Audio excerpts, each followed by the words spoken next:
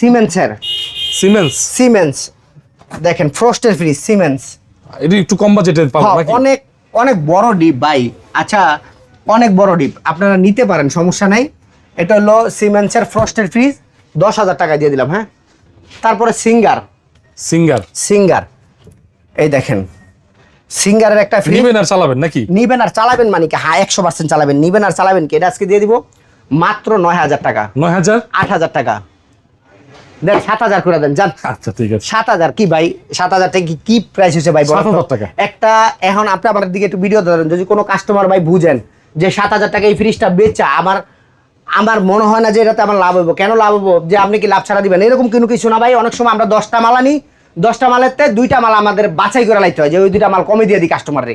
100% ঠান্ডা ঠিক আছে। 7,000 টাকা একটা ফ্রিজ ভাই, এটা কম্প্রেসার পাওয়া যায় না, একবার চিন্তা করবেন। এই একটা ফ্রিজ আছে এলজির। হ্যাঁ আচ্ছা, এটা উপরে নরমাল, নিচে ডিপ, সামনে ডিসপ্লে আছে, চলবো 13,000 টাকা। ওয়ালটন গ্যাস কম্প্রেসার সব অরিজিনাল আছে ভাইয়া। ওয়ালটন এ দেখেন, উপরে ডিপ, নিচে নরমাল। ডিপটা অনেক বড় আছে, 50-50 আছে, 14,000 না 13,000।